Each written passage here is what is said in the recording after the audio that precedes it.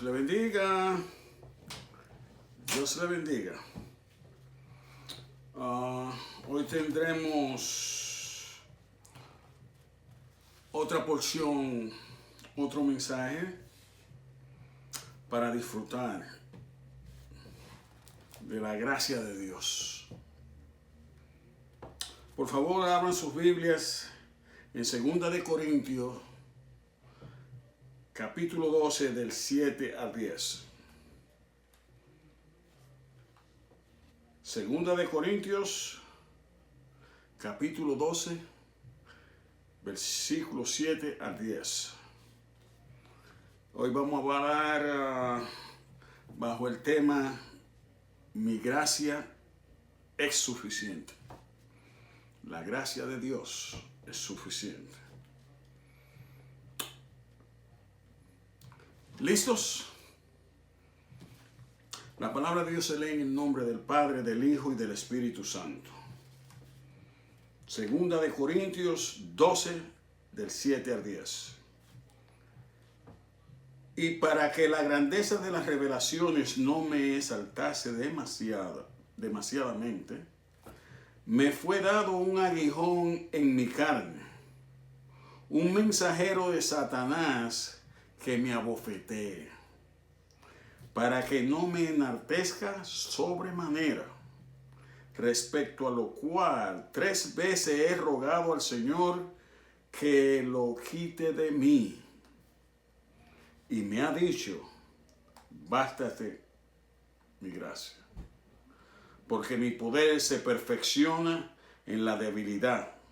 Por tanto, de buena gana me gloriaré más bien en mis debilidades, para que repose sobre mí el poder de Cristo. Palabra de Dios, gracias Señor. Quiero también que rápidamente vayamos a Hebreos, el libro de Hebreos 4, capítulo 4, versículo 15. Porque aquí en 2 de Corintios, en esta porción que acabamos de leer, Pablo no está hablando de un aguijón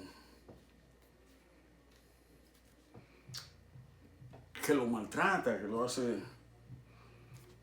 que ocasiona sufrimiento. Y hay muchas definiciones y muchas explicaciones acerca de eso.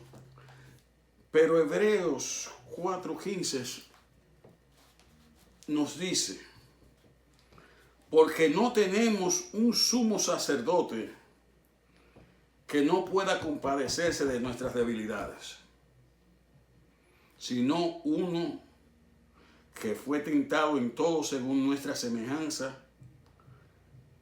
pero sin pecado. Oremos. Padre, te doy gracias por este día y por esta nueva oportunidad de brindar tu palabra a tu pueblo.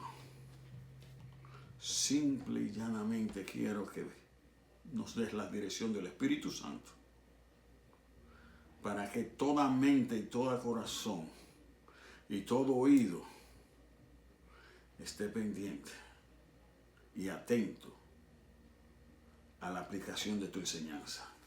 Te lo pedimos en el nombre de Jesús. Amén, amén y amén. Tenemos un sumo sacerdote que puede compadecerse de nosotros porque sufrió y pasó por todas las pruebas.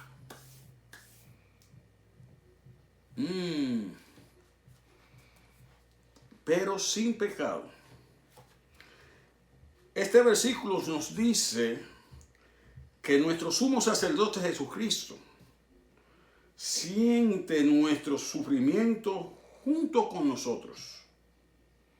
En otras palabras, nuestro Señor es tocado personalmente por toda la calamidad, dolor, confusión y desesperación que nos acontece.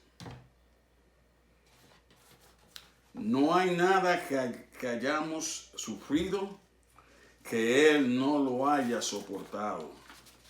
de una manera u otra. Hebreos 4:16.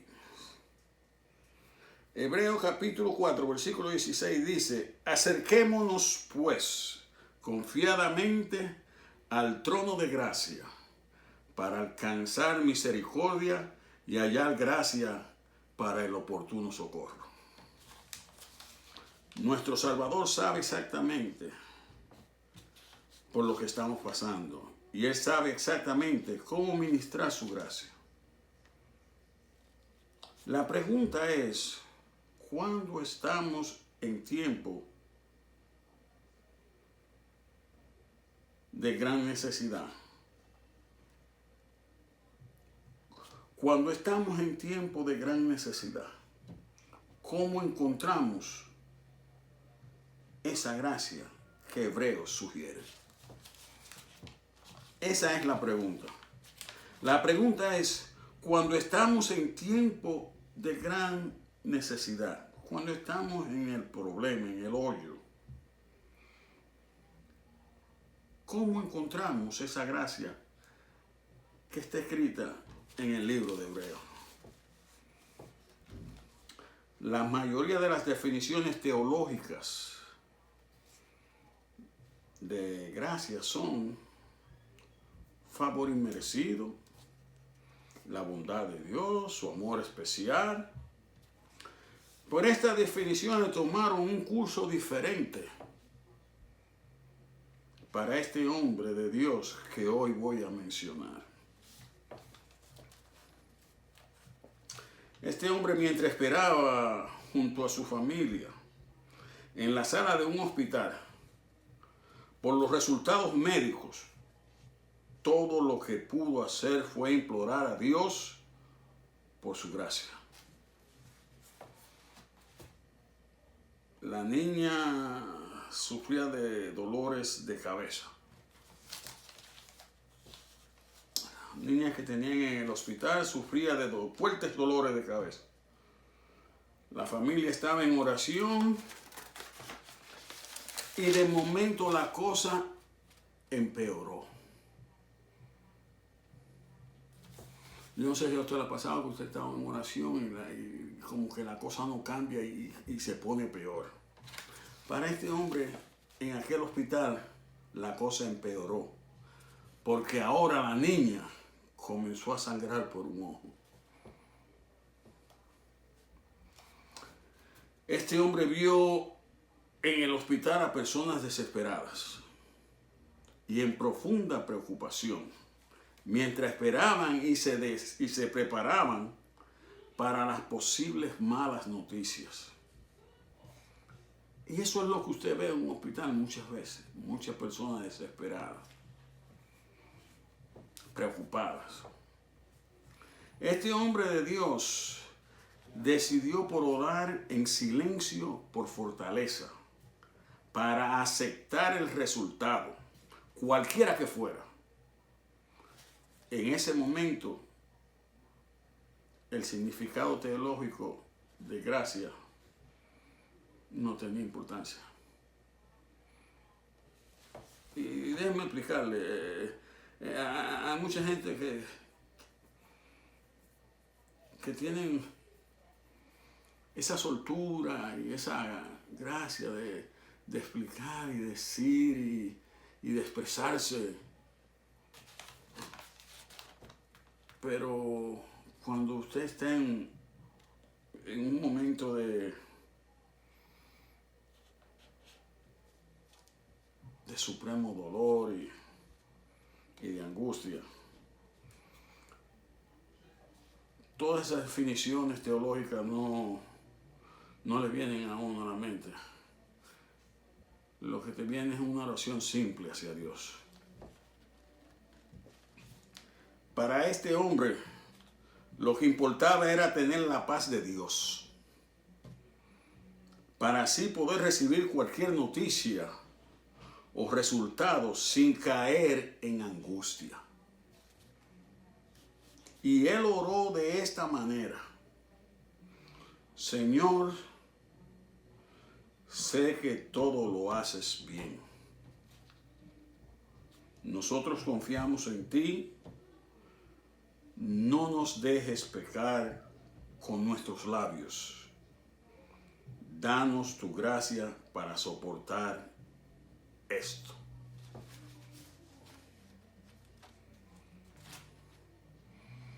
Fíjense qué forma de orar. Este hombre no quería que sus labios comenzaran a culpar a Dios por lo que le está sucediendo a esta niña. No quería maldecir. Estaba pidiendo fuerza, fortaleza para soportar, venga lo que venga. Y a eso es a lo que me refería antes. Hay personas que son... Hay personas que yo me maravillo y me agrada mucho cuando estoy en los tiempos que estaba con los hermanos juntos allí en Puertas Abiertas. Y la hermana Alba comenzaba a dirigir y comenzaba con una oración, óigame, de la que yo llamo kilométricas, pero es una belleza de oración. Yo no sé si ustedes han oído hablar, bueno, sí, seguro lo han oído, mi hermana Cruz. Esas personas tienen esa gracia para orar y mencionar versículos y una forma de adorar y honrar a Dios a través de la oración, que es maravilloso. Yo en verdad cuando estoy en la iglesia y si ellos comienzan a orar, ya yo no puedo orar porque ellos oran en voz alta. Entonces yo lo que tengo que es que ponerme en tono con ellos y decir: Dios, todo lo que dice ella, eso va Señor, porque es una predicación lo que oran. Mi hermana Mayra, mi mamá, hay personas, el hermano Ángel. Oigan, si usted oye al hermano Ángel, eso es una bendición oírle ese hombre orar. Pero este hombre,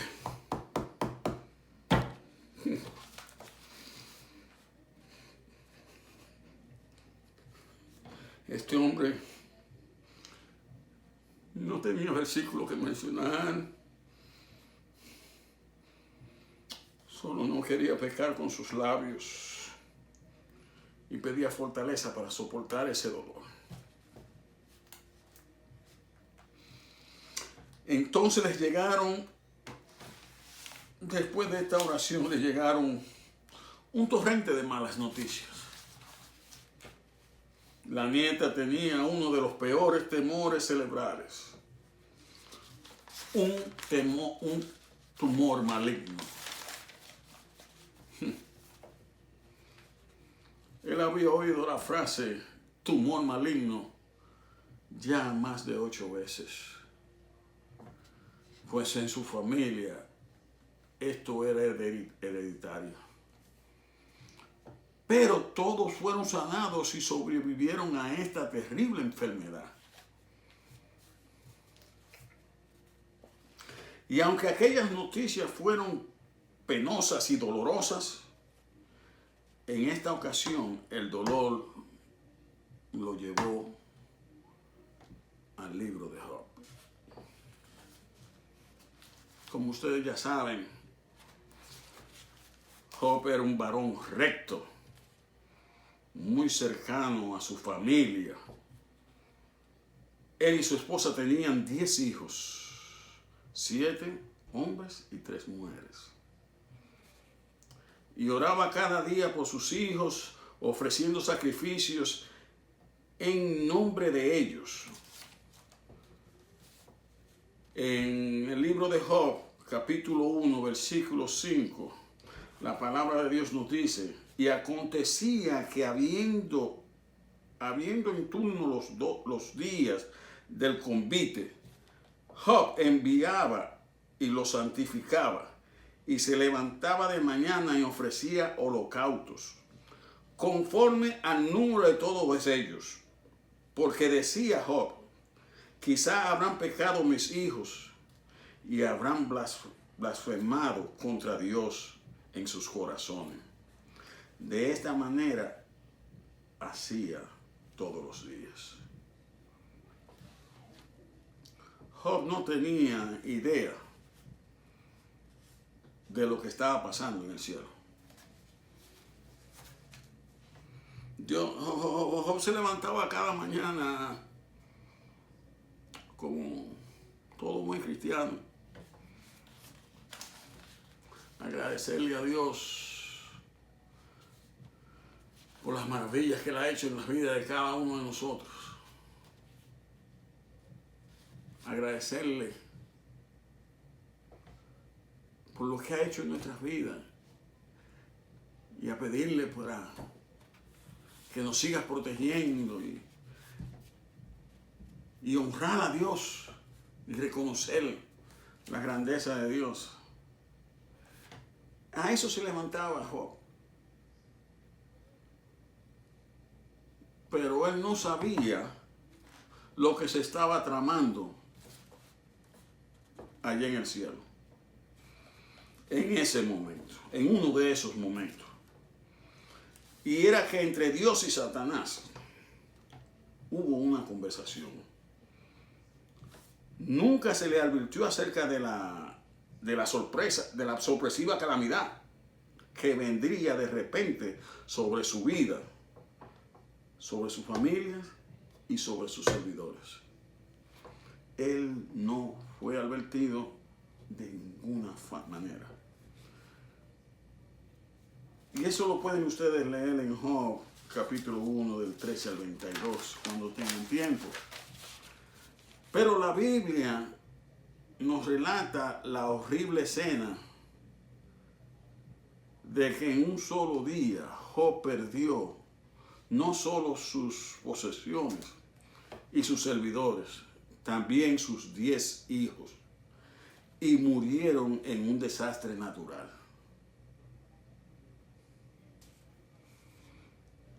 Cuando la calamidad, los desastres y los problemas nos azotan, solo hay dos formas de reaccionar. Solo hay dos formas de reaccionar. Analicemos la trágica pérdida de Job y su esposa. Yo menciono a la esposa y me identifico con la esposa porque es fácil identificarse con Job. Oh, Job es el hombre recto, Dios es el hombre de Dios. Y es cierto, muy cierto que Job es. Pero nadie se identifica con el dolor de la esposa de Job. En solo horas, todo lo que le era precioso fue arrebatado de sus vidas. Pero aún en estos momentos de angustia y dolor, Job eligió la decisión correcta. Su dolida esposa escogió la forma equivocada. Hay dos formas de enfrentar la calamidad, el dolor, el sufrimiento, cuando llega en esa forma tan enorme. Una es la correcta y otra es la incorrecta. La esposa de Job, llena de amargura, sufrimiento y dolor, se negó a ser consolada y erróneamente culpó a Dios. En su dolor pidió a su esposo: maldice a Dios y muérete. En otras palabras, lo que ella estaba diciendo es: ¿por qué el Señor permite que esta tragedia azote a una familia cristiana?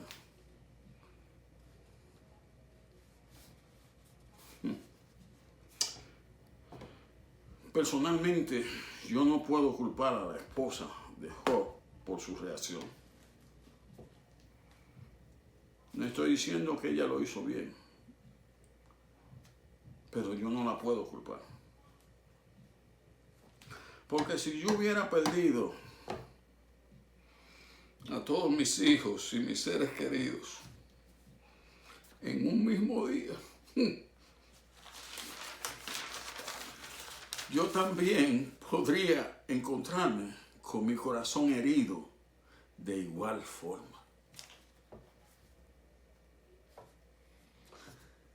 Creo que cuando llegaron estos hombres con tan terrible noticia, y esa noticia llegó a los oídos de la esposa de Job, simplemente esta mujer murió interiormente. Todo se derrumbó dentro de ella. Ella siguió físicamente viva, pero su corazón ya se había ido. Y para colmo de males, su esposo fue afligido por una sarna. O sea, el pobre Job fue afligido por una sarna maligna desde la cabeza a los pies. Job estaba que olía, déjenme solo, sentado en medio de ceniza y rascándose con tiestos para aliviar su dolor. Job estaba que daba asco mirarlo, y ni siquiera sus amigos lo reconocieron al verlo. Una vez lo reconocieron, no podían mirarlo. Se sentaron a distancia de él y se lamentaban gimiendo por lo que le sucedió a su amigo. Job tenía una inmensa necesidad de recibir palabras de aliento. Pero al contrario, su esposa solo descargó sobre él estas palabras. ¿Aún tienes tu integridad? Usted está adolorido, abatido, enfermo, todo apestoso. Y tu compañero lo que te dice es, ¿aún tienes tu integridad? Dos cosas se deducen de las cortantes palabras de esta desesperada mujer. Dos cosas se deducen. Primeramente, ella pregunta, ¿qué espantoso pecado has cometido que nos has acarreado semejante juicio de Dios? Esta mujer le está culpando a Job. No trates de convencerme de que eres un hombre íntegro. Estoy hablando en sentido figurado, ¿no? Eso es lo que ella le quería decir con esto, con esa pregunta. Tú hiciste algo hiciste tú para que esto lo permitiera Dios. Tú no eres un hombre íntegro. Segundo, se deduce. Así es como Dios trata a una familia justa. Oiga, qué pregunta. Nosotros hemos mantenido el altar familiar. Hemos caminado rectamente delante del Señor y hemos usado con generosidad la abundancia de nuestra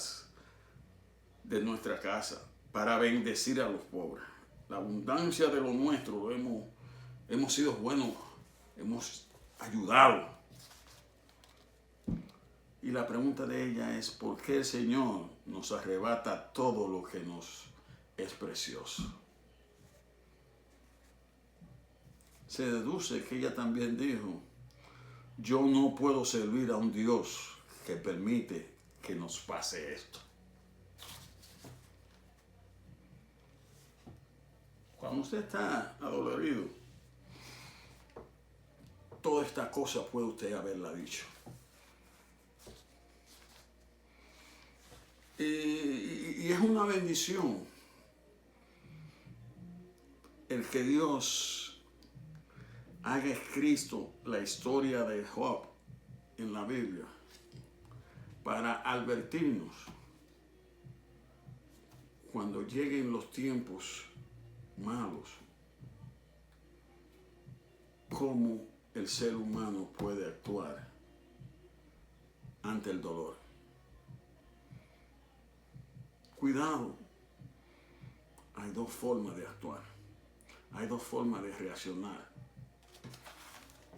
Usemos y elijamos la correcta. Entonces, esta afligida mujer pronuncia las terribles palabras. Después de todo esto que le dije figuradamente, ella pronuncia estas terribles palabras. Maldice a Dios y muérete.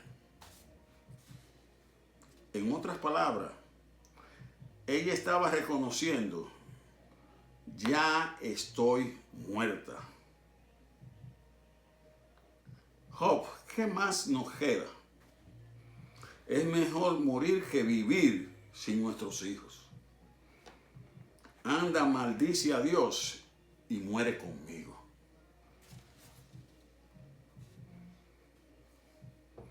Así de destruida estaba esa mujer.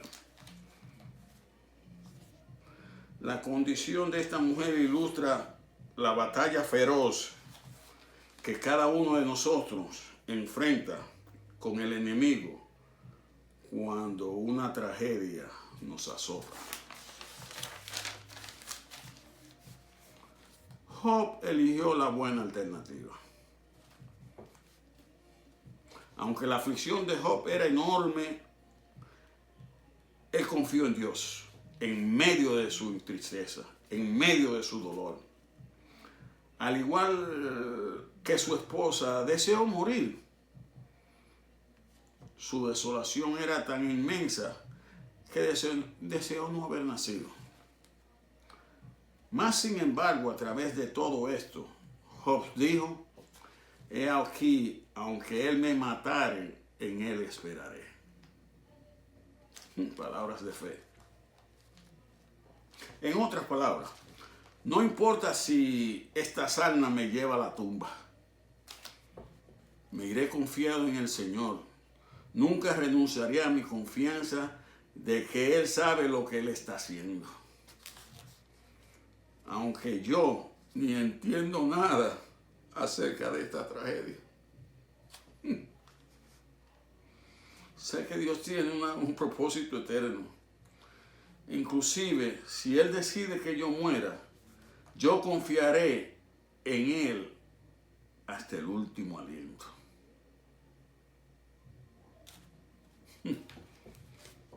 Si usted ha visitado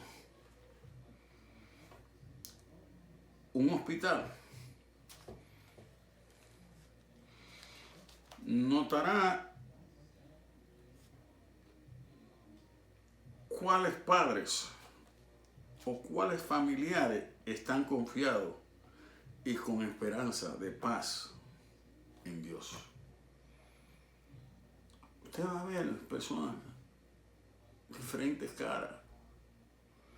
Va a haber caras que tienen esperanza y va a haber caras que están completamente destruidas.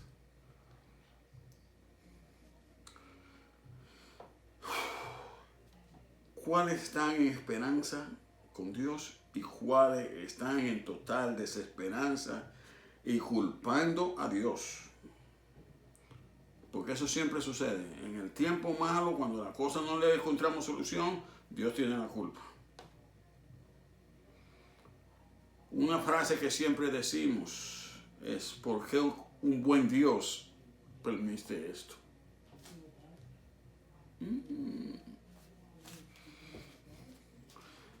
Por eso es que hay que leer la Biblia, porque la Biblia nos advierte que los tiempos empeorarán. La Biblia te dice, la palabra de Dios, que en la vida tendremos aflicción. Pero también nos dice que confiemos en Dios. Vamos a ver el resultado de confiar en Dios más adelante. Cuando venga tu calamidad, tendrás que tomar una decisión. Cuando venga tu calamidad, tendrás que tomar una decisión. Puedes enojarte con Dios preguntando continuamente ¿por qué? ¿Por qué? ¿Por qué? Excuse me. O puedes decir, Señor, no importa lo que pase, sé que tienes la gracia y el poder para sostenerme. Tienes la gracia y el poder para sostenerme.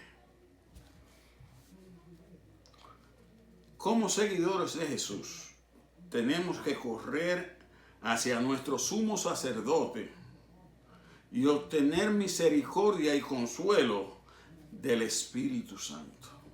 Y debemos confiar en la gracia de Dios. Algunas veces lloraremos, sufriremos y hasta desearemos morir. Seguramente no podremos conciliar el sueño. Nuestras mentes llenas de preguntas. Mas, sin embargo, Dios permite que pasemos por todas estas cosas, porque son parte de su proceso de sanidad. Voy a repetir esto. Algunas veces vamos a llorar, vamos a sufrir, vamos a desear morir cuando estemos en el problema que no se ve ninguna solución y hasta perderemos el sueño. Nuestra mente estará llena de un montón de preguntas sin contestas. Pero Dios permite que pasemos por todas estas cosas porque forman parte de un proceso, de su proceso de sanidad. La gran pregunta es, ¿cómo exactamente encontraremos su gracia, la cual nos sostendrá en nuestros momentos de necesidad? ¿Cómo encontraremos esa gracia? ¿Cómo será distribuida la gracia? En medio de una crisis no podemos depender de una definición teológica.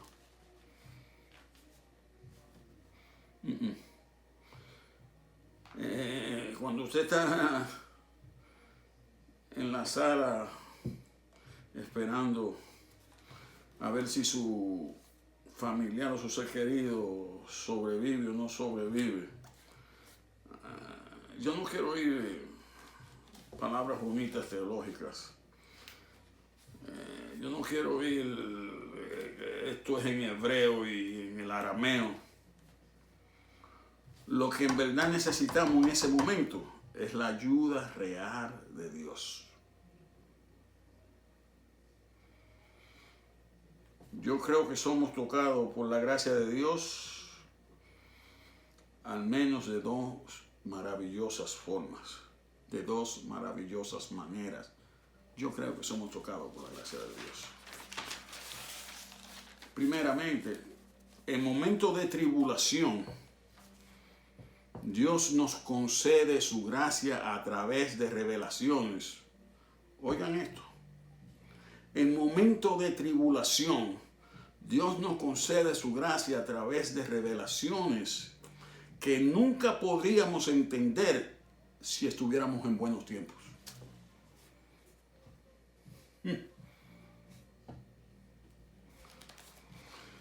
A través de las Escrituras, las más grandes revelaciones de la bondad de Dios llegaron a personas en tiempos de dificultad, calamidad, desolación y sufrimiento. La vida del apóstol Juan es un ejemplo de esto. Por 3 años este discípulo estuvo andando con Jesús. Fue un tiempo de total descanso, paz y gozo, sin dificultades. Tengo el maestro a mi lado. No hay tribulación, él lo resuelve. Durante ese tiempo Juan recibió muy poca revelación. Juan conocía a Jesús solo como el Hijo del Hombre. Oigan bien, Juan conocía a Jesús solo como el Hijo del Hombre. Pero después que Juan fue arrastrado, encadenado en Efesos y fue exiliado a la isla de Patmos, donde fue condenado a trabajos forzados, sin amigos, sin familiares que lo consolaran. Fue allí cuando Juan recibió la revelación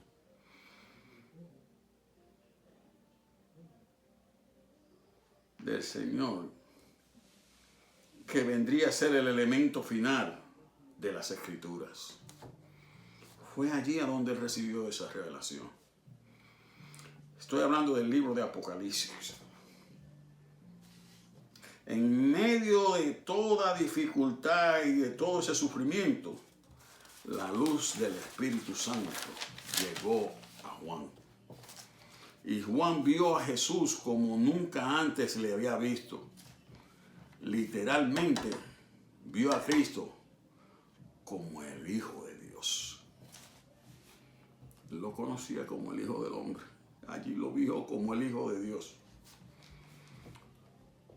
Juan nunca recibió esta revelación mientras estuvo junto a los otros apóstoles o durante en el tiempo de que Jesús estaba en la tierra. Pero ahora, en su hora más oscura y más difícil, Juan vio a Cristo en toda su gloria, declarando en Apocalipsis capítulo 1, 18, yo soy el que vivo y estuve muerto, mas he aquí que vivo por los siglos de los siglos. Amén. Y tengo las llaves de la muerte y del infierno. ¡Qué revelación! Esta increíble revelación hizo que Juan se postrara sobre su rostro, pero Jesús lo levantó y le mostró las llaves que tenía en sus manos y le dijo, no temas. Yo creo que esta revelación viene a cualquier creyente en momentos de sufrimiento, cuando esté herido, sea hombre o mujer. Cualquier hombre o mujer creyente que se mantiene en oración en su tiempo de necesidad. El Espíritu Santo le dice a través de las Escrituras, escuche bien, el Espíritu Santo te hablará a través de las Escrituras y te dirá, Jesús tiene las llaves de la vida y la muerte, dándonos a entender que la partida, bendito sea el Señor, de todo ser humano está en sus manos, en su control. Por lo tanto, Satanás no puede tomar ni puede tener parte ninguna en ningún miembro de tu familia. Solo Cristo determina nuestro destino. Y si Él voltea una llave, hay una razón para que esto. Y esa razón solo la conoce Él. Entienda bien, solo Él tiene nuestro destino. Él determina nuestro destino. Y si Él voltea una llave, y esa llave al voltearse quiere decir que usted murió y pasa a otro a otro lugar. Hay una razón para esto. Y esa razón solo la conoce Él, Jesucristo, el Padre y el Espíritu Santo. Esta revelación es para traer paz a nuestros corazones. Esta revelación debe de producir paz en nuestro corazón. Al igual que Juan, debemos vislumbrar a Jesús frente a nosotros, sosteniendo las llaves de la vida y la muerte, asegurándonos: no temas, yo soy quien sostiene todas las llaves. ¿Y cuál debe ser nuestra respuesta? Nuestra respuesta debe ser igual que la de Job. Debemos decir en fe: Jehová dio y Jehová quitó. Sea el nombre de Jehová bendito. Gloria a Dios.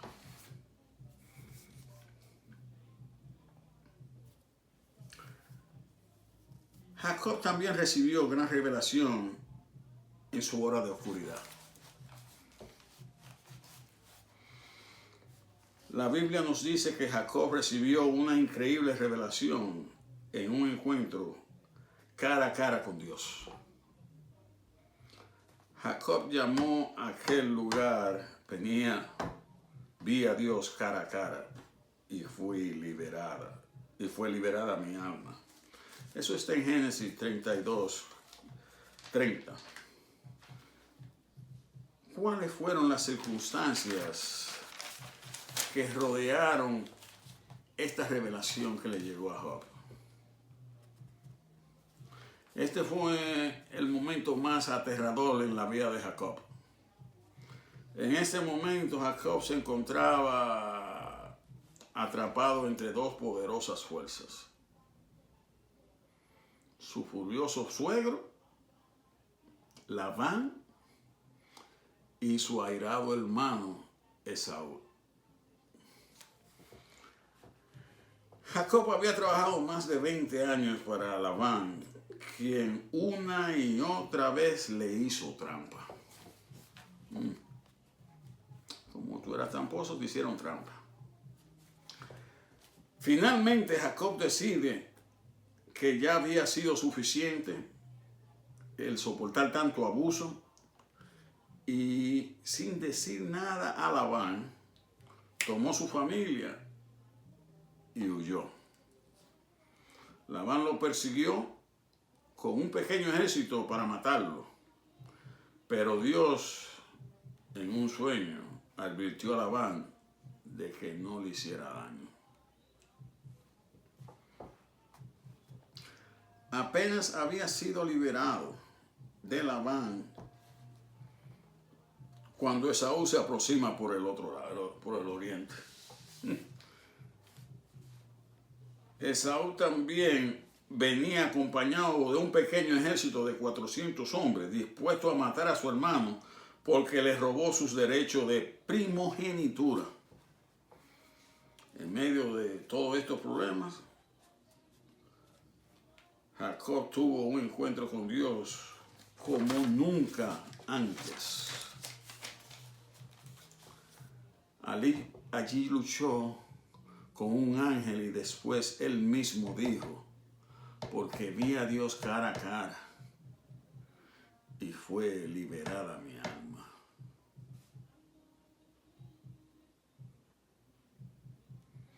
Tremendas revelaciones.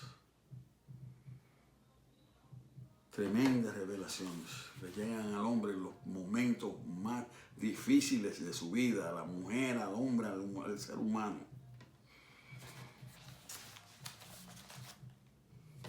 Pero vamos a regresar a Job.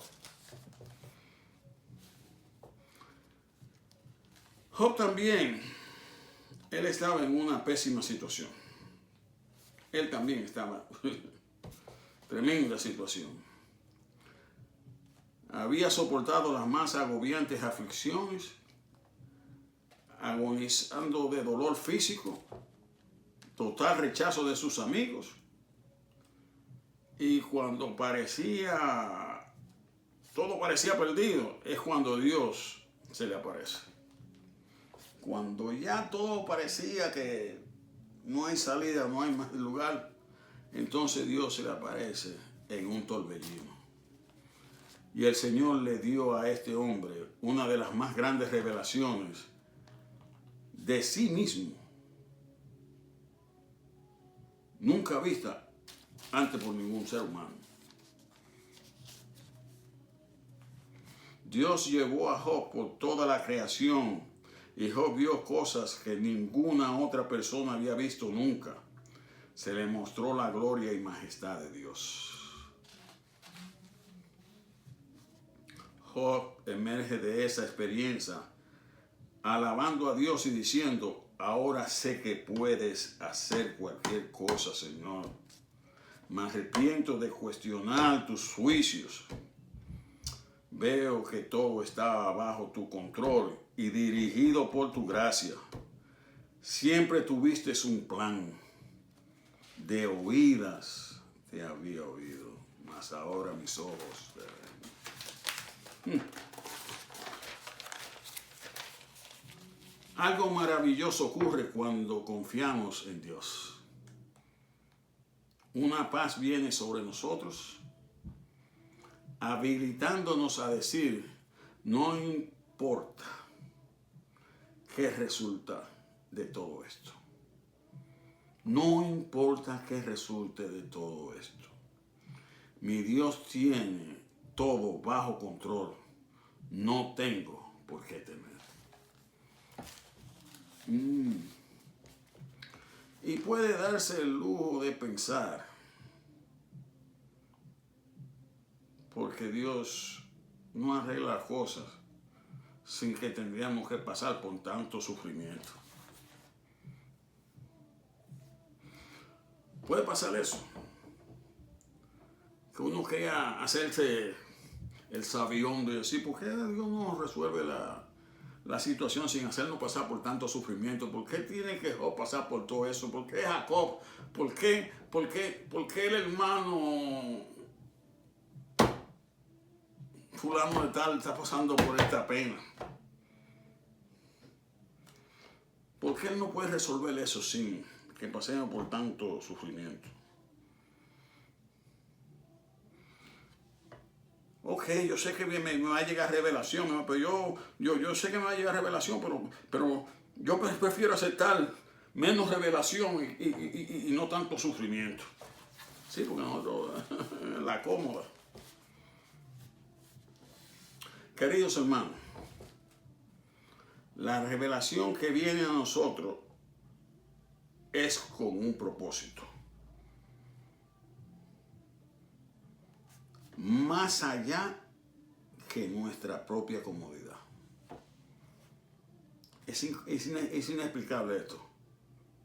Esta revelación viene a nosotros con un propósito que es más allá de nuestra comodidad. La revelación en estos casos viene para capacitarnos como dadores de gracias, para repartir la gracia sanadora de Dios a otros. Hermano, y sonará difícil esto de comprender, pero cuando usted ha pasado por esa prueba, ese sufrimiento, y Dios lo saca de allí, Dios te ha capacitado a ti para tú ir y remediar y aliviar el sufrimiento de otro.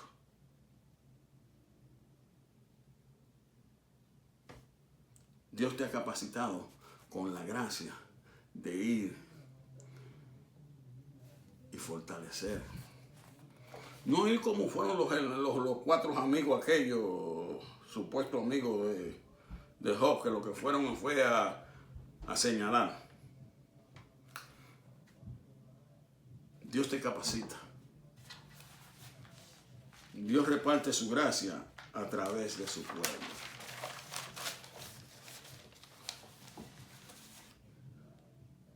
través de la iglesia, a través de los creyentes, Dios reparte su gracia. Y fíjese bien, Dios puede usar a ángeles para ministrar. Puede usar ángeles para ministrar a su pueblo. Pero a Él le ha placido usar seres humanos para repartir su gracia. Esta es la razón por la cual somos partícipes de su gracia. Para ser canales, oigan esto, de esta gracia, para repartirla y compartirla con otros. Quiere darte para que tú lleves. Él quiere darme para que yo lleve. Efesios capítulo 4:7 dice, pero a cada uno de nosotros fue dada la gracia conforme a la medida del don de Cristo. De acuerdo a la consolación que recibimos a través de la gracia de Dios, es imposible continuar en aflicción durante toda nuestra vida. Si usted recibe la consolación de la gracia de Dios, es imposible que usted continúe con la cara amargada y de tristeza. Usted tiene que llenarse de esa gracia y verse en su vida. En algún momento, mientras somos sanados por el Señor, comenzamos a acumular una reserva de esa gracia de Dios para poder brindarla. Hay personas que vienen y le hablan a usted. Usted puede estar lo más triste que es, y le hablan con una dulzura y con un amor que Dios ha puesto en ellos. Es una de las bendiciones más grandes que hay. Creo que esto es lo que Pablo quiso decir cuando escribió en Efesios 3, del 7 al 8. En Efesios capítulo 3, del 7 a 8 dice, del cual yo fui hecho ministro por el don de la gracia de Dios, que me ha sido dado según la operación de su poder. A mí que soy menos que el más pequeño de todos los santos, me fue dada esta gracia de anunciar entre los gentiles el evangelio de las inescrutables riquezas de Cristo.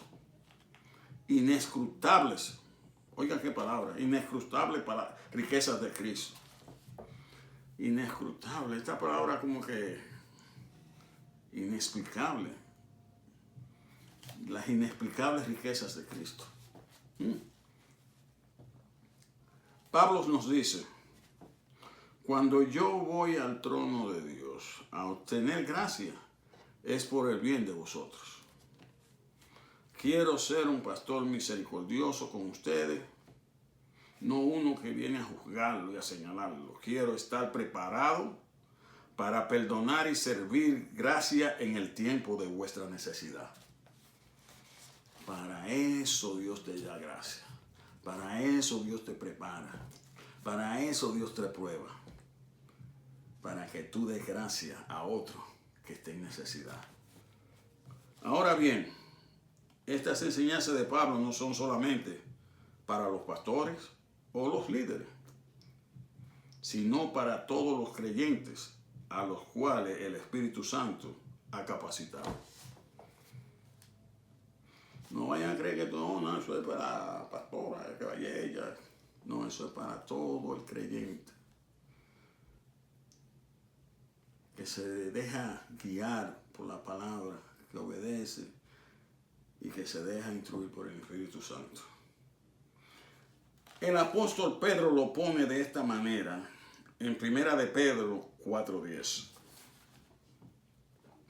Cada uno, según el don que ha recibido, ministrélos a los otros, como buenos administradores de la multiforme gracia de Dios. Oigan esto, cada uno según el don que ha recibido, ministrélos a los otros, como buenos administradores de la multiforme gracia de Dios. Y la pregunta es, ¿seré yo un buen administrador de la gracia de Dios? ¿O paso mi tiempo orando, pidiendo por mi propio dolor y mis angustias y mis luchas, solamente para mí? Hermanos, nuestros sufrimientos presentes están produciendo algo precioso en nuestras vidas. Nuestros sufrimientos presentes están produciendo algo precioso en nuestras vidas. Están formando en nosotros un clamor por el don de misericordia y gracia para ministrar a otros que están en aflicción.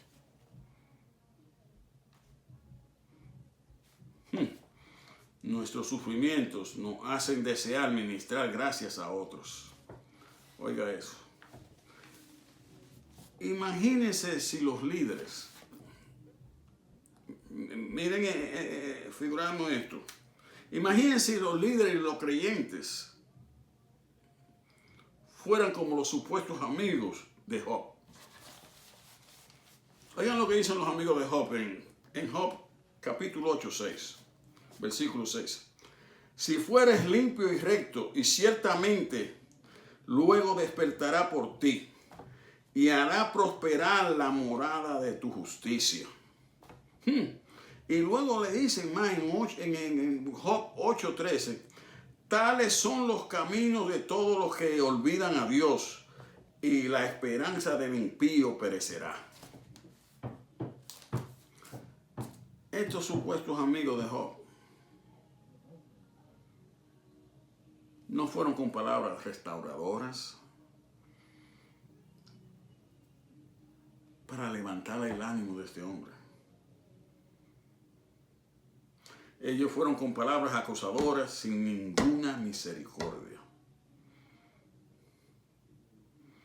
Yo me imagino a estos cuatro amigos diciendo, Job, tú estás lleno de palabras vacías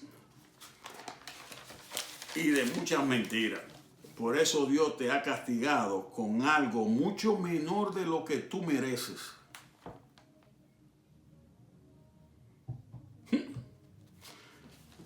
Ciertamente estos amigos no tenían la dirección del Espíritu Santo.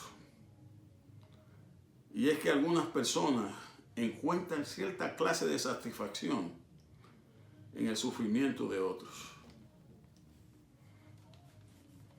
La verdad es que no tenemos que entender el porqué de nuestras aflicciones.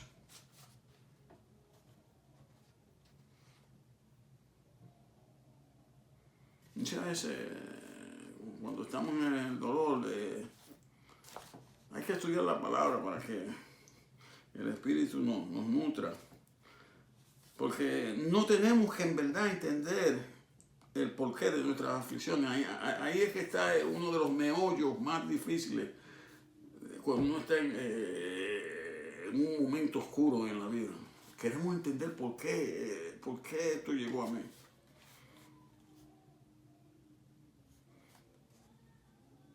La palabra de Dios nos dice que con la gracia de Dios es suficiente.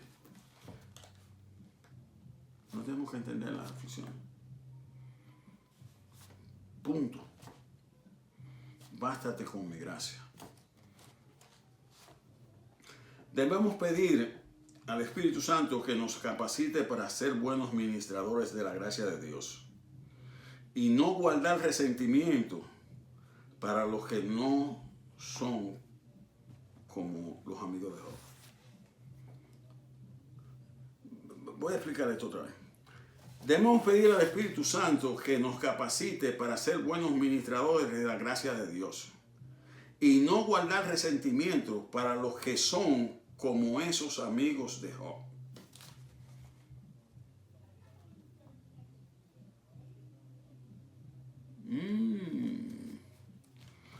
¿Usted sabe por qué? Pues tristemente, el tiempo llegará en que ellos también enfrentarán sus propias horas de calamidad. Va a llegar el tiempo que a esos que no tienen misericordia, que no se compadecen del dolor de otros, a ellos les va a llegar su hora de calamidad y de dolor. Y no tendrán los recursos que tienes tú internamente a los cuales acudir para salir adelante.